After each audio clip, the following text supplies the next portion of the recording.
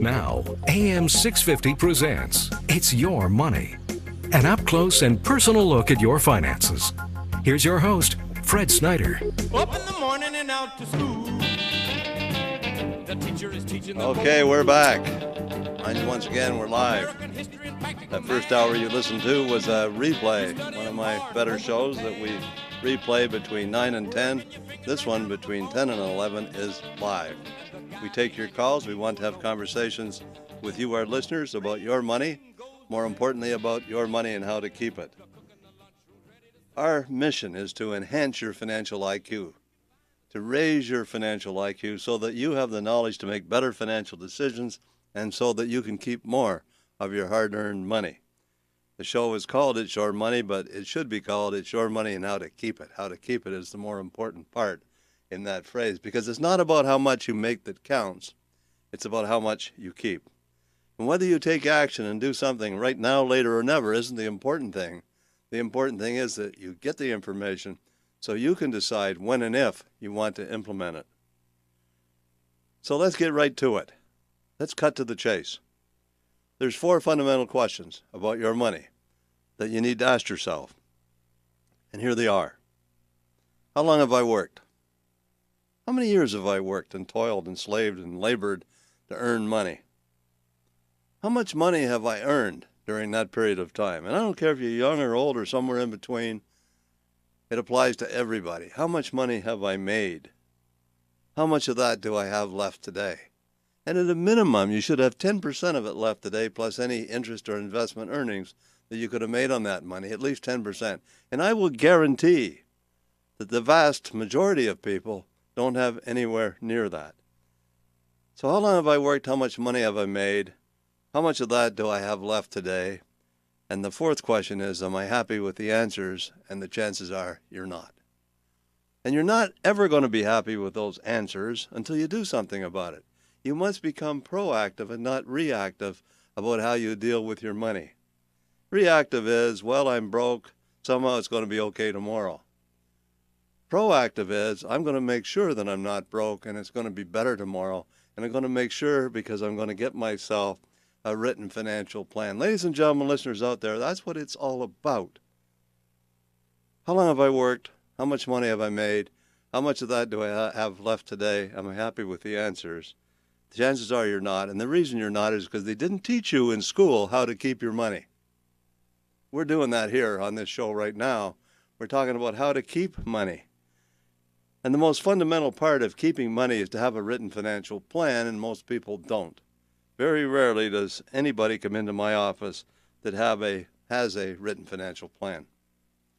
So that's looking backwards, or I should say, that's looking backwards. That's the track record. Let's look forwards.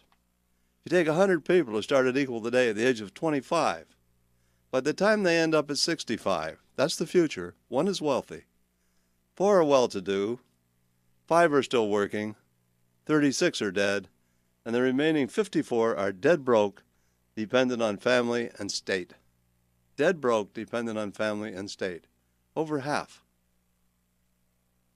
That's scary, frightening, disillusioning. What are you going to do about it? That's what's important. Are you going to do something about that? One thing you can do is make a phone call.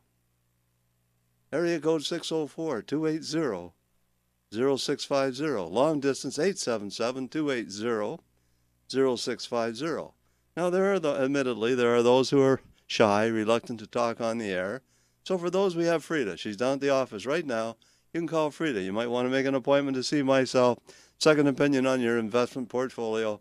Written financial plan, all complimentary. All you got to do is call Frida. And you can again reach Frida, area code 604-737-3512. Or if you're calling long distance, it's 800-661-1495. Frida down at the office, or you can call us live here on the air, and we'll talk about your money, your situation, your financial plan, your financial plan, or any suggestions that you might want to make. Again, I urge you, we want to have conversations with you, our listeners, about your money and how to keep it. Now, maybe you got some fabulous, fantastic idea. we get them the odd time here on this show. People call in, and they have terrific ideas. One guy called in one day, and he says, I throw all my change in the drawer every night. At the end of the month, I put that into my financial plan. A terrific idea. That guarantees that he pays himself first, more than 10% of what he earns. So if you spend less than you earn, however you get to that point, you're automatically becoming financially successful because you're not spending everything. If you spend everything, it's not your money anymore. We're talking about your money. If you want to make it your money, it has to be naturally about saving. If you spend it, somebody else has your money, so it's not your money anymore.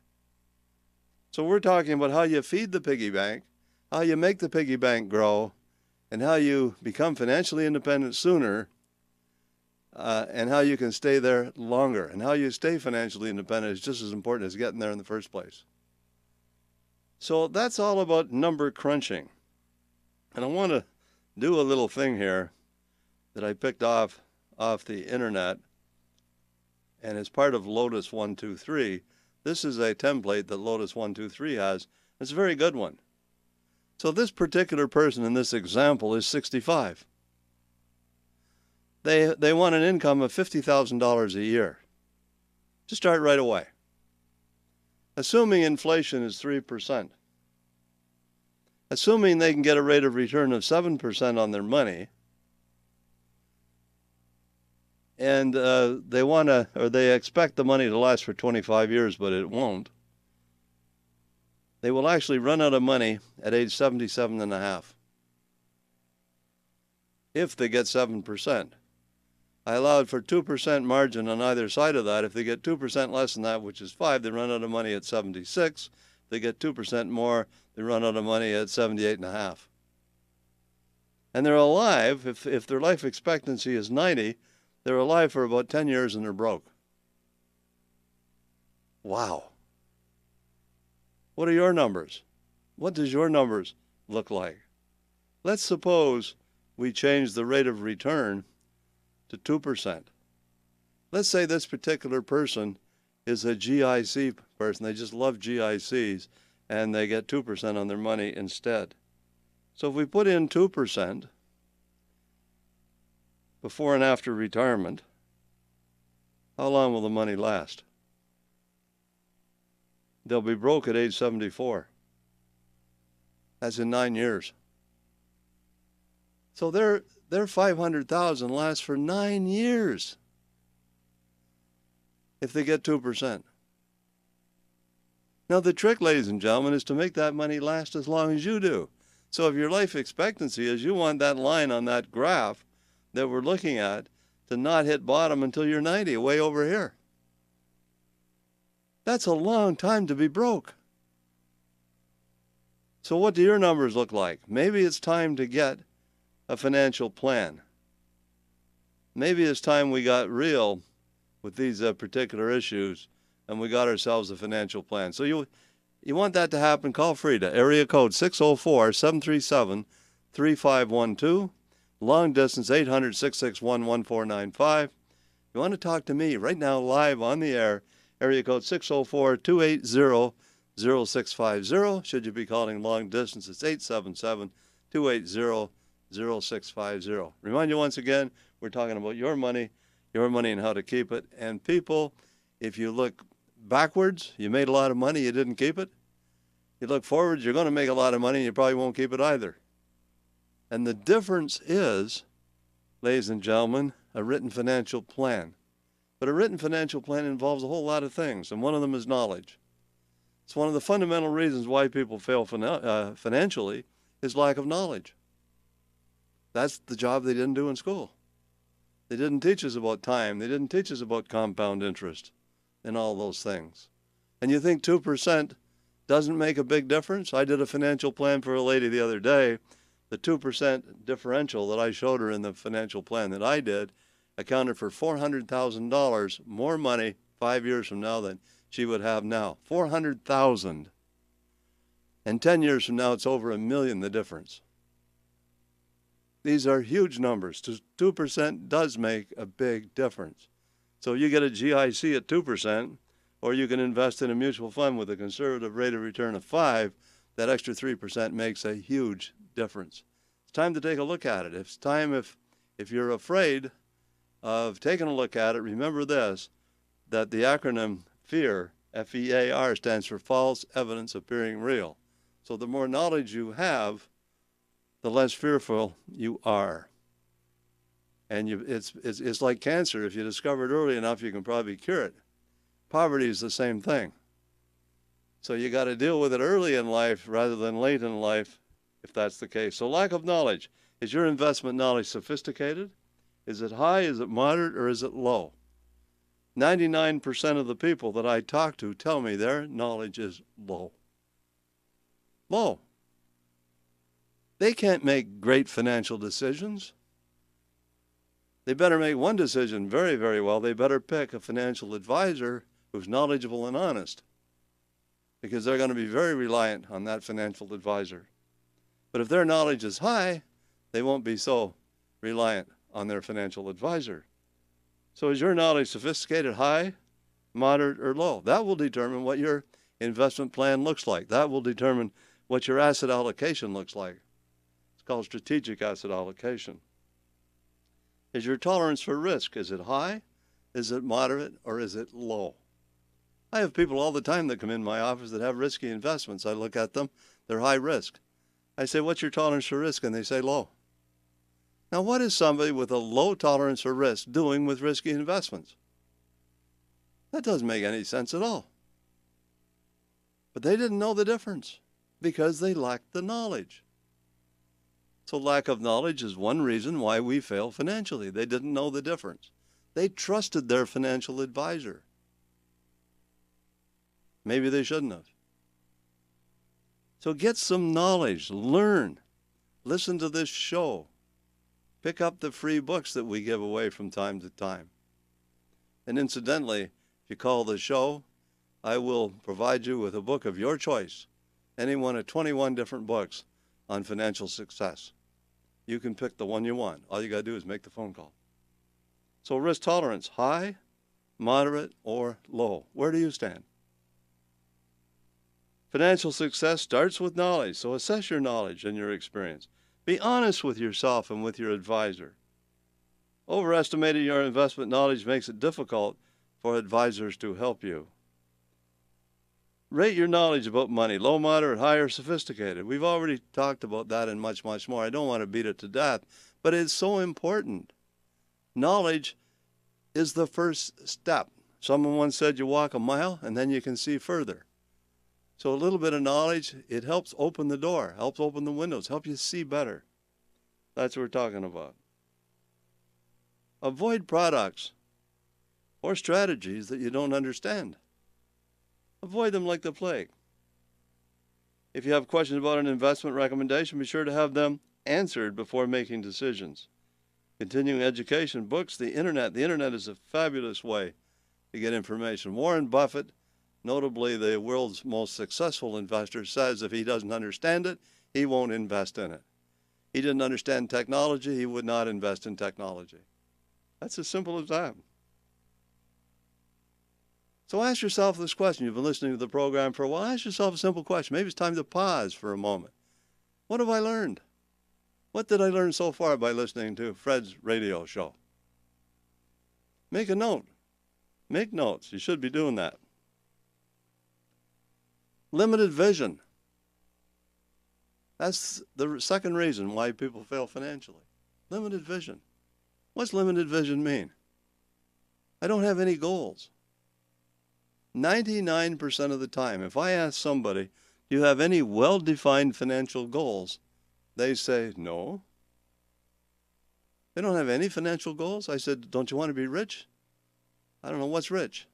What does rich mean? It's different things to different people. Maybe rich is having $1 million. Maybe rich is having 10 million. Maybe rich is if I got 100,000 in the bank. It's different things to different people.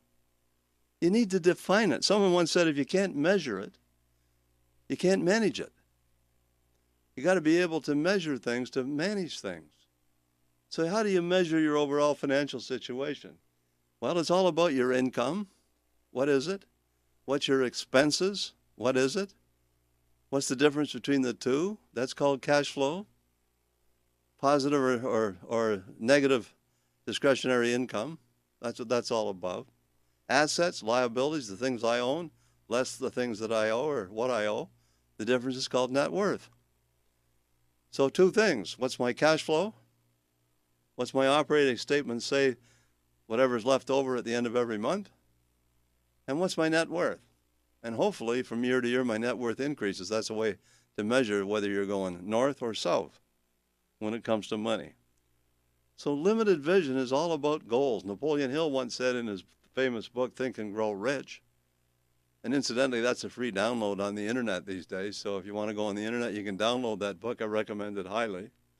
But he said anything that you can vividly imagine, ardently desire, and enthusiastically act upon will inevitably come to pass. Simple as that. Simple formula.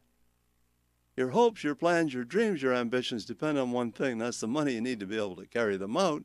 But you have to turn your hopes, your plans, your dreams, your ambitions into meaningful goals, clearly measurable goals. So decide exactly what you want. Crystallize your thinking. Very important step when it comes to establishing goals. Zig Ziglar once said that he was overweight because he planned on being so, because he never accidentally ate anything. Okay? So I must have done it deliberately. So when you fail financially, it means you spend more than you earn. It wasn't an accident, ladies and gentlemen. You just did it. It's time to stop.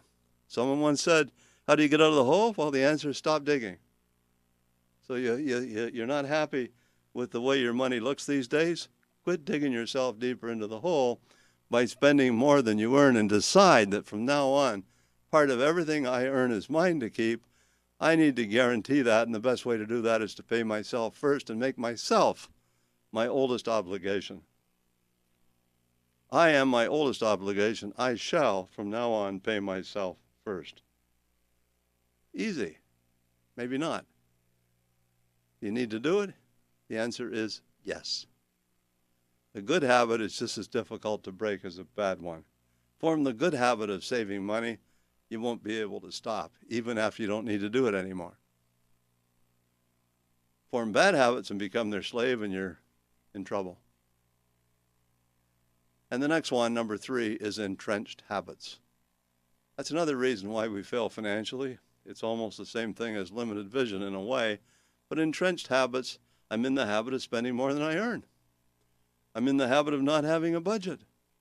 I'm in the habit of procrastinating. I'm in the habit of not budgeting. I'm in the habit of not updating my financial plan. I'm in the habit of not having one in the first place.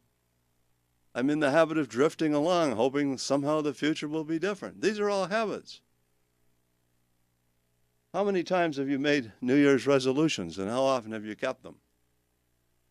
I want you to think about this. Everybody makes New Year's resolutions. If we all kept our New Year's resolutions, everybody in the world would be perfect. Is there anybody who wouldn't want to be perfect? If you want to be, make yourself perfect. The reason we can't is because we all have bad habits, and we got to shed them. It takes 30 days to create a new habit. Okay? 30 days, ladies and gentlemen, to create a new habit. Get rid of those bad habits. Borrowing to pay personal expenses. Failing to make interest expense tax deductible. Paying too much for the wrong kind of life insurance. Not paying yourself first. Not having a budget. Failing to review investment portfolios on a regular basis. The list is endless. It goes on and on and on. Albert Einstein once said that the definition of insanity is doing the same thing over and over and over and over again, expecting a different result. I hope you're not doing that. So again, that's number 3. So pause right now and ask yourself this question. What have I learned so far? Did I learn anything? Was it worthwhile to listen to this segment of Fred's show? Did I pick up one single thing that I'm going to put into action? What am I going to do with what I just learned? Make some notes. Let's talk to Jane from Langley. Jane, welcome to the program. Hello? Hi, Jane. You're on the air. Hello? I can't hear you. Okay, Jane, you're on the air. Can you hear me now? Hello? I don't know what's going on with my mic here. Hello? Hello, I got a problem. Just a minute, I'll see if I can fix it. Can you hear me now? Hello? No, I got my mouth right at the mic. Hello? Hello? Hello? I can hear you loud and clear, but somehow you can't hear me. Okay, Jane, we'll see if we can get that technical problem fixed, and just give us a call back. We'll pick your call up again. I appreciate the call. So I don't know what Jane's question was, but hopefully she'll come back. So again, we're talking about step number 3, entrenched habits. Now remember, there's 13. This is only number 3. And we're a third of the way through the show right now. Want to try to get through them all. So again, the bottom line is, are you a victim of entrenched habits? Remember this, the only way to break a habit is you got to repeat the solution to that habit 30 times, 30 days, day after day after day after day. It takes 30 days to break a habit. You want to quit smoking? Don't smoke for 30 days. You've probably broke the habit. Eat too much? Don't eat too much for 30 days. Just don't do it for one night and think it's going to fix itself. Okay, let's move along. Step 4, not understanding the time value of money. People don't understand the power of compound interest. I alluded to it earlier when I said that 2% makes a big difference. The rule of 72. Understand that compound interest, they call it the miracle of time and compound interest. Compound interest is what makes it work. If you want to fascinate your friends, remember the rule of 72. If you divide the rate of return into 72, that's how long it takes to double your money. RBC Canadian Equity Income Fund, which is the top performing fund, has averaged 20% compounded annually over the last 5 years. Not saying it's going to continue to do that, not saying that could even be expected, but that's an awesome rate of return. And if you could get 20% on your money for 6 years, 20% on your money in 3.5 years, you'd double your money. Just divide 20 into 72. Double your money in 3.5 years. Wow. Think about that. If the rate of inflation is 3%, divide 3 into 72, goes 18 times, prices double in 18 years. So if you're retired for 18 years, at the end of 18 years, it's going to cost you twice as much as at the beginning of the 18-year period, just because of inflation. So you can become a mathematical wizard just by dividing the rate of return, the discount rate, whatever you want to call it, into 72. That's the power of time and compound interest. If Christopher Columbus had invested $1 when he arrived here, and I don't really believe he was the guy that discovered North America anymore, but it doesn't matter. If Christopher Columbus had invested $1, he'd have enough money today, there'd be enough money to pay off the U.S. national debt. Just $1 because of time and compound interest. Amazing numbers when you think about it. So again, the rule of 72, divide the rate of return into 72. That's how long it takes to double your money. Number 5 is unsuitable investments. Again, alluded to this earlier as well. People come and see me, and they tell me that their tolerance for risk is low. They're retired. They don't have a pension plan. They have $500,000 that they've saved. It's not an awful lot of money these days, especially when you don't have a pension plan. They don't have any money elsewhere. They own their own house. They live in their own house free and clear. They want to be able to keep that house. They're 65. You tell me, should these people be invested in high-risk investments? I don't think so. Even if they want them, they shouldn't be. Because at 65, if you don't have a pension plan, you're totally dependent on that $500,000. And if you invest that $500,000 in something that's risky, what happens if a year from now the $500,000 is worth $400,000? What happens if it's worth $300,000? What happens if we have a market meltdown? What happens if it's a really, really risky investment and it's all gone? These people now will have to depend on Canada Pension Plan and old age pension and maybe some guaranteed income supplement. That will be a big problem. So your investments has to be suitable.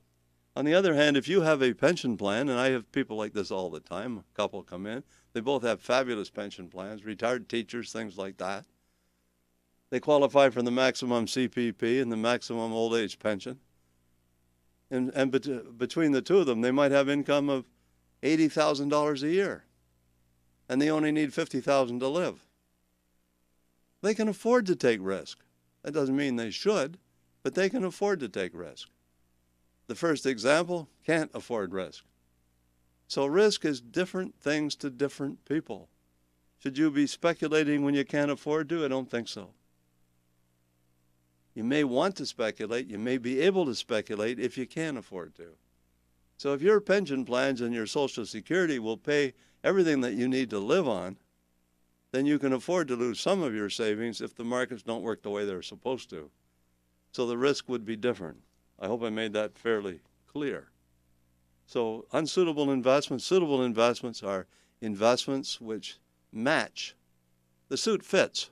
It's like you go to the tailor, you want to buy a suit that fits. You want a tailor-made suit, it's got to fit. Same thing with your investments. They have to fit your circumstances. That's what we're talking about. That's number 5.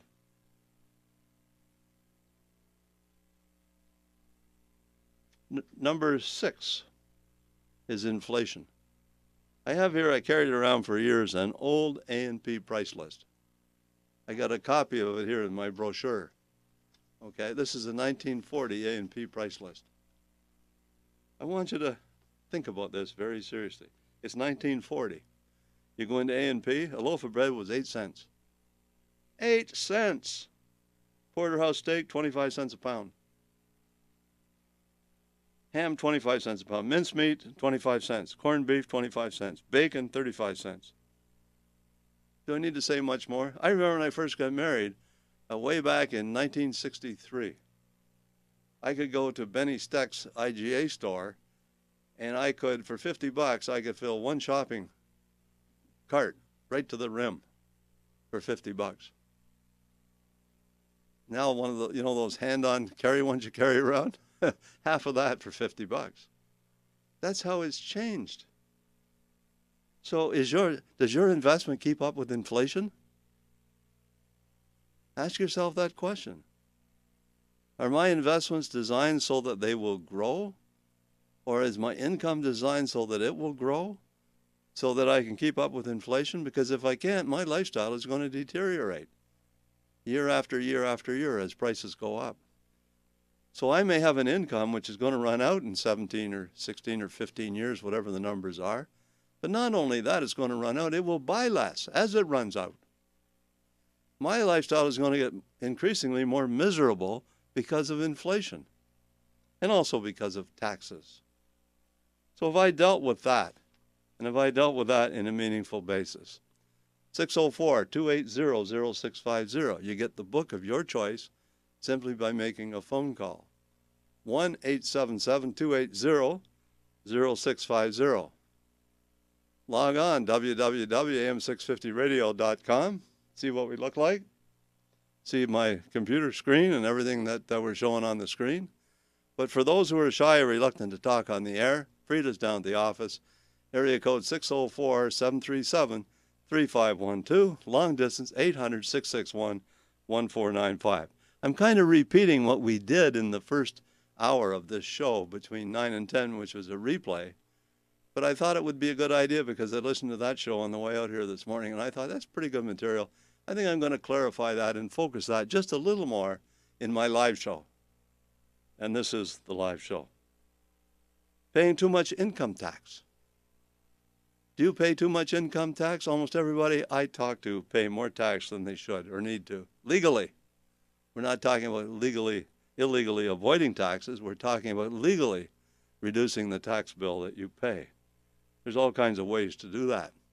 Very important that you don't overpay your taxes. Because taxes and inflation, really, let's say you could get a return of 5% on your money, guaranteed. If you can, I'd like to know where, but let's say you could. So you get 5% and it's fully taxable. Somebody's going to give you a GIC for 5% and guarantee it for 20 years. I wish I could find that. But if you're getting 5% and it's taxable, inflation takes 3 of the 5 away. You're left with 2. Okay. Or let's just reverse that and do it a little differently, because the tax man gets in there first. I did that deliberately. The tax man takes tax on the 5, not what's left over after inflation. On the 5, the tax man is going to take 2, we'll say. So you're left with 3.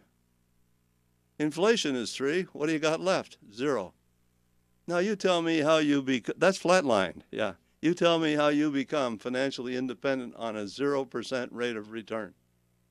Because I'd like to know. I'll write a book on that and make $1 million just writing the book. 0 rate of return, you're not going to get to, and that's gross 5, net 0. You're getting 6, you're left with 1. It's a disaster. You have to mitigate your taxes. You have to find a way to reduce the tax burden. Capital gains for someone in the top tax bracket only pay 20% tax rather than 50%. For dividends, someone in the top tax bracket only 20% rather than 50% on interest. These are issues that you need to take a close look at when it comes to investing, paying too much tax. Number 8 reason why we fail financially. So here, we're chugging right along. We're up to step 8. Got lots of time. Looks like we're going to get through them all today. Step 8, the unexpected. What are some of the unexpected things that could happen to you that could destroy your financial plan, that can destroy you financially? Well, you come home one day, you walk in the house, you get a note from your spouse.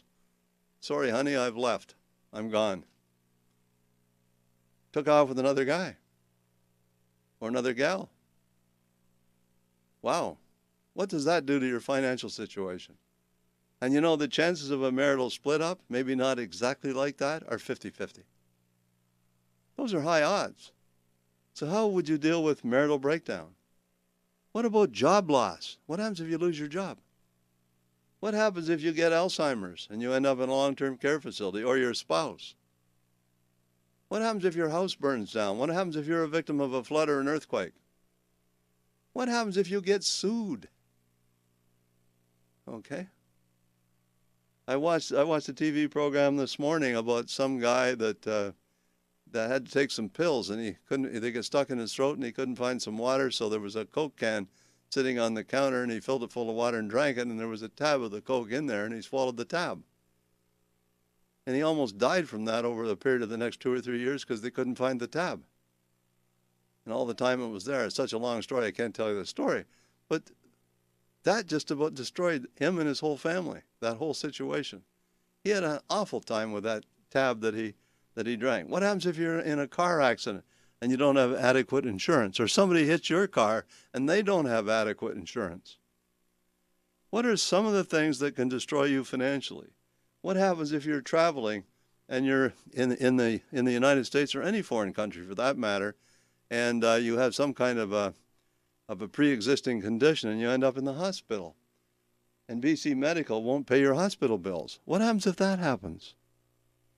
The list is endless, ladies and gentlemen. So what are the unexpected things that can destroy you financially?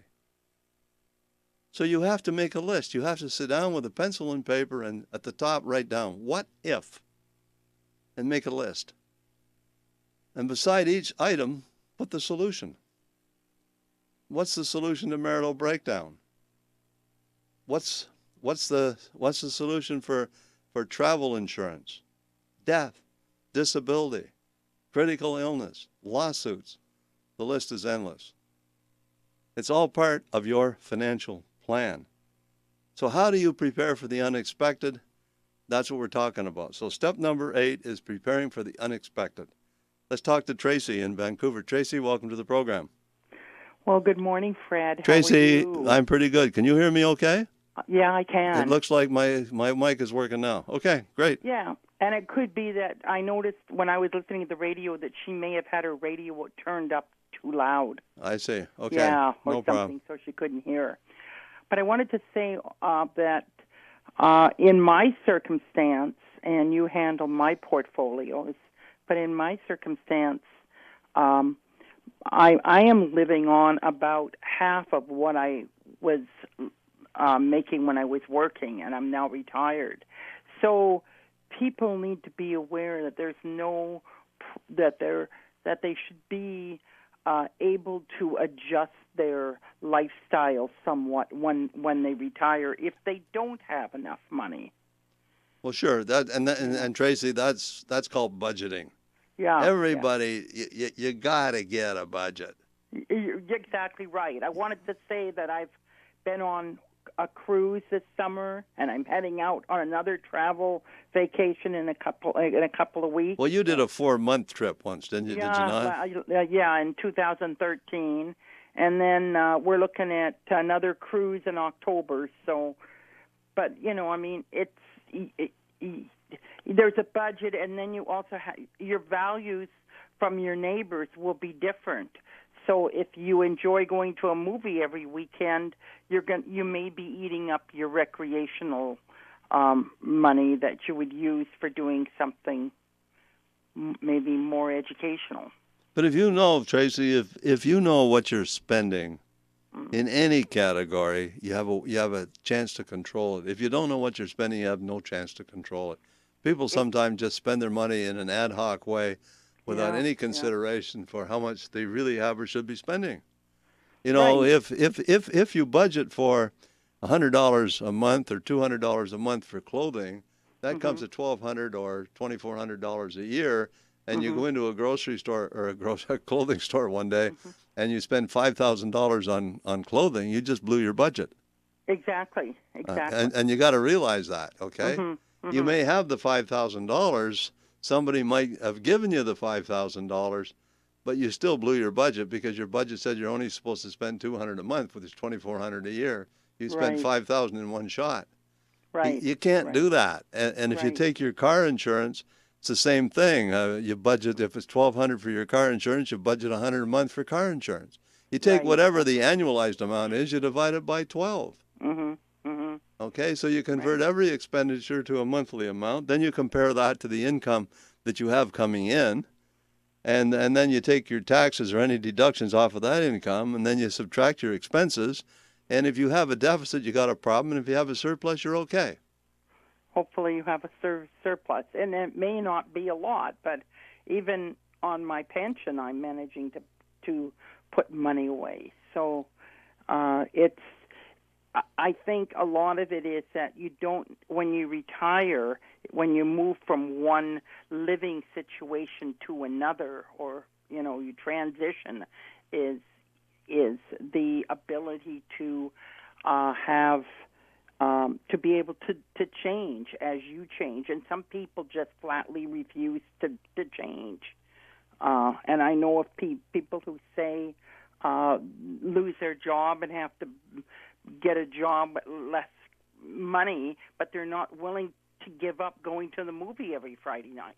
Yeah, you got it right on. Sure. And there's nothing wrong with going to the movie. But if you can't afford it, and it should not be something that is a priority in your life. You got it. That's right. Yeah, that's right, Tracy. Anyhow, Fred, I'm looking forward to when you start your classes again. Okay. But if I don't hear from you, have a nice fishing trip. Okay. Thanks, Tracy. I really appreciate your call. Okay, thanks. Bye. Bye-bye. So if you just joined us, Tracy's line is now open. And again, we expect you to call. We want you to call. We want to share this show with you, our listeners. We want to have conversations with you about your money and how to keep it. That's the important part. Number 9 is paying too much for the wrong kind of life insurance. I see this all the time. People pay too much for the wrong kind of life insurance. When we come back, we're going to talk about that and much, much more, so don't go away. Fred Snyder. I want people to call the show that are genuinely interested in increasing their financial IQ so that they can become financially independent sooner and stay financially independent longer. Fred Snyder. You don't have a blueprint. Imagine trying to build a house without a blueprint. And how about having a blueprint for your life? What are your lifestyle goals? You need to think about your family life. What are your goals about your family life? What are your lifestyle goals when it comes to health? What are your lifestyle goals when it comes to finances, mental and spiritual? You have to set goals in all those areas, not just finances. Fred Snyder. Often we fail because we put too much emphasis on one area and ignore everything else. We work our butts off and we ruin our health. So life is all about balance. So you need a life plan. Fred Snyder. Napoleon Hill says this, wrote the book Think and Grow Rich. Anything that you can vividly imagine, ardently desire, and enthusiastically act upon will inevitably come to pass. Fred Snyder. My goal, my mission is to help people enhance their financial IQs by teaching them what they need to know to make better financial decisions. Fred Snyder. Sunday mornings at 9 on AM 650. This is CISL Vancouver. All-time favorites. AM 650.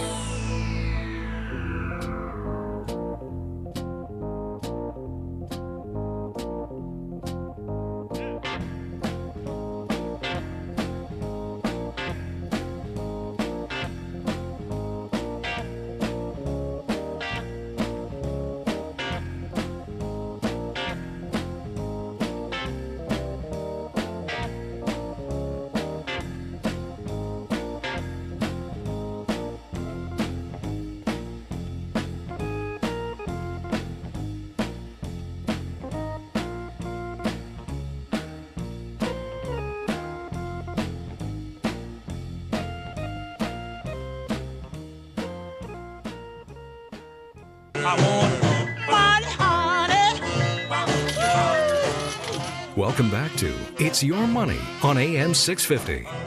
If you have a question for Fred, call 604-280-0650. Now, back to Fred. Okay, we're back. We're live, interactive. Remind you once again, the show is interactive. We have conversations with you, our listeners, about your money. More importantly, about your money and how to keep it. Whoever calls the show today gets a chance to win the book of their choice. Any one of 21 different books. And you can pick the book, and we'll provide you with the book as a reward simply for making a phone call, because it's the calls that we get that make this show. I don't want to stand here in front of this microphone and preach and preach and preach. I want to have a conversation with somebody out there. So get on the line, give us a call. Paying too much for the wrong kind of life insurance. If you have a life insurance policy, first off, you should make sure it's the right kind. Needs to be analyzed. Secondly, you should get a quote. So let's say you need $500,000 term to 100 life insurance. You should get a quote. Now, I have, these numbers aren't right up to date, but I have a quote here in a sample brochure that I have, and I've listed 5 different insurance companies, and this is a quote on each one. The semi-annual payment with the first one is $44.83.20. The second one is $45.21. The third one is $5,361. The next one is $5,460, and the next one is $5,523. That's a spread from $4,400 to $5,500 for exactly the same policy. Exactly the same policy. So I have software where if you decide that you want a life insurance policy, I can go on the internet and I can shop that policy, and I can find the insurance company that provide you with the coverage that you need, the right kind of life insurance at the lowest premium. And that's what everybody should do. I will guarantee in 99% of the cases you can save money if you do that. It's kind of like Geico when they advertise the car insurance, save 15%. Well, it's probably the same thing here. So if you can reduce the taxes you pay and you can reduce the cost of your life insurance, you can usually triple the amount of money the average Canadian saves. The current amount is 5%. If you can do what I just said, and you can in most cases, you can make your savings 15% of your income. So get on the line, give us a call. Let's talk to Alan in Vancouver. Alan, welcome to the program. Yeah, this is mostly information rather than a question, Fred. The question to you is, do you have any Muslim clients? Oh, I think I do, yeah. Mm-hmm. Oh, okay. Now the information I have is that I have a friend that's invested quite heavily in Sun Life insurance. Yes. And in the last 18 months, it's gone from $25 to $40. What, they've increased the premium? No, pardon me. That's the stock. The stock in Yeah. Sun Life. Okay. Yeah. So the equity is just growing like crazy. Mm-hmm. Now, Sun Life has just announced that in the Far East, the majority of Muslims in the world live in the Orient, especially Indonesia. 25% of them live in Indonesia. Now, they follow the teachings of the Quran, and up to the present time, the precepts of the Quran does not lend itself to investment in life insurance and other instruments. But Sun Life has made a deal by which they've modified the approach, and they're going to open up offices all over the Orient. In the next 2 years, they will be hiring 1,000 people to operate for services to Muslims. Well, how interesting. Wow. Yeah, it's under the Quran, you cannot invest and make interest, nor can you have credit cards. Well, how do they get around that? Without... They do it for the life insurance. They're doing it by a pool. They put the money in, and actually they own the life insurance company, and they put a certain amount in. Sun Life will manage it, and the surplus will be returned to them. It won't be returned as a profit. It'll be returned as a rebate on premiums. Well, that sounds to me like Sun Life is getting back to the old mutualization of insurance that they used to have years ago. Oh, I say you would have that. Well, that was many of the insurance companies. You were a shareholder when you bought an insurance policy. Oh, I see. Yeah. And then they demutualized and they issued shares instead. Yeah, there's no chance. It's either the premium is surplus, and then the rebate, like credit union, like a credit union. The people own the credit union. There's not a separate body. Yeah, sure, I know. I understand the concept. That because that Sun Life insurance is going to go through the roof. The stock is going to go through the roof, opening up to 10 million Muslims. Unbelievable. That's great. Yeah, so you should be targeting that segment of our population. There's 600,000 Muslims in Canada. Well, the investment funds that invest in financial institutions will now be increasing the amount of money that they hold in Sun Life automatically. So if you have a investment fund where a big percentage of the fund is invested in financial institutions, you're going to find that segment, that sector of that particular fund is going to have a lot more Sun Life in it, if that's the case. Yeah, well, Sun Life gets a lot of its revenue, I understand, you would know better than me, from management. Mm-hmm. Well, okay. I don't want to beat it to death, and I don't want to do a commercial for Sun Life here on my show. But the bottom line is it's a great idea, and the CEO of Sun Life is probably going to get a big bonus over that one. Yes, I think so. That's why I brought it to your listeners' attention. Alan, you must do a lot of reading. I do. Because you're, I know who you are, and I know that you're quite savvy when it comes to investing. Well, thank you. Okay, so Alan, we have to move along. So really appreciate your call. Enjoy the rest of the weekend. Okay, bye. Bye-bye. So Alan's line is now open. If you've just joined us, ladies and gentlemen, listeners out there, get in the line and give us a call. Once again, I remind you, we're talking about your money, more importantly, about your money and how to keep it. And we were basically saying number 9 reason why people fail financially is they pay too much for the wrong kind of life insurance. They think that life insurance is an investment when it really isn't, okay? It's a protection plan. That's what it should be. Number 10 is the big one, big 10. Number 10 is lack of a plan. Now you're listening to the show. You're all ears and you're there. You're just really glued to the radio and you're listening to this show. Do you have a financial plan? Put your hand up if you do. The chances are you don't. Do you know what a financial plan is? The chances are you don't. Do you have a financial planner to help you put that plan together? The chances are you don't. You need a plan. You actually need three things, and I call them the 3 Ps. The first P stands for plan. That's the blueprint. That's the document. The second P stands for planning. That's the process of making that document work. You need a coach. You need a guide. You need a teacher. You need somebody to sit down with you and hold your hand and supervise you and the plan to make sure the plan is doing what it's supposed to do. You need that. The third P stands for products. You need stocks. You need mutual funds. You need GICs. You need term deposits. You need investment products to put inside that plan. Think of the plan as a box. And what investment products do you put inside that box? You don't want just a naked plan with no products. You don't want products without a plan.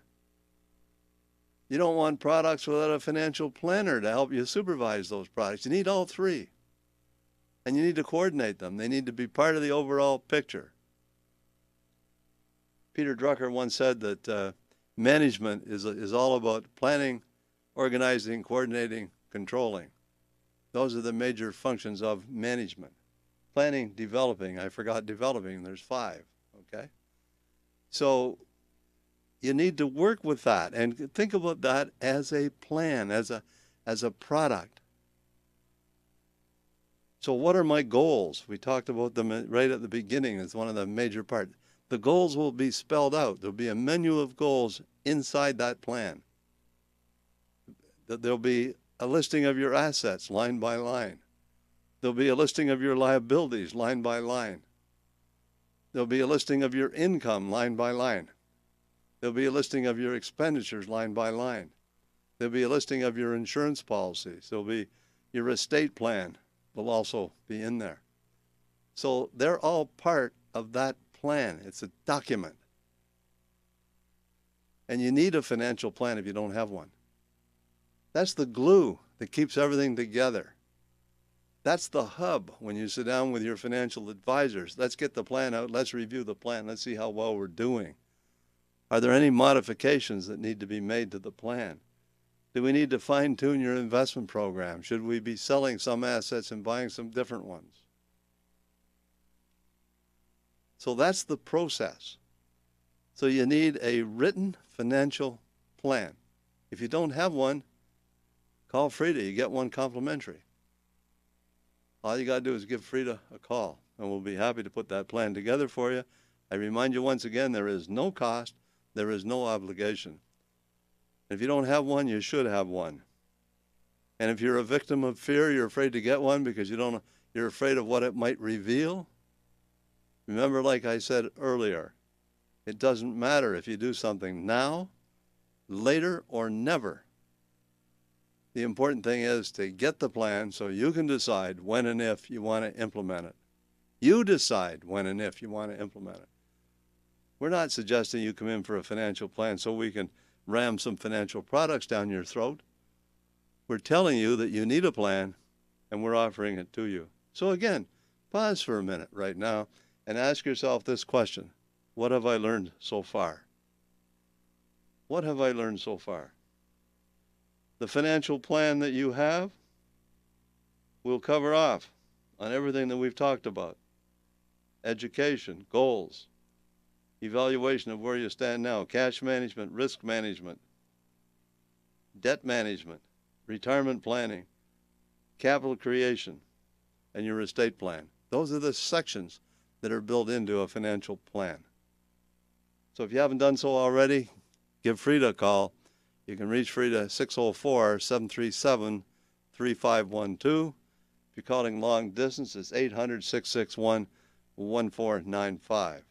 log on to my webpage, www.fredsnydergroup.com, and you can get all kinds of information there. A list, people have called the office many times. They want a list of executor duties. That's on the webpage.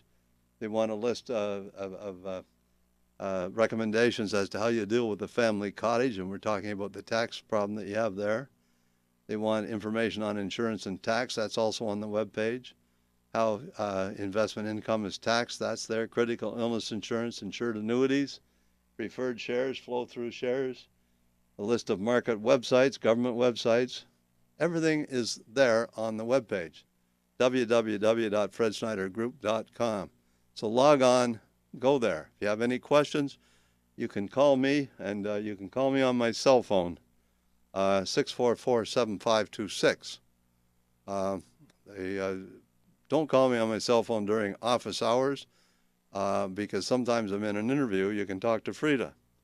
But if you want to leave a message on my cell phone, that's fine. But you can call me on the cell phone after the show anytime you want to talk to me.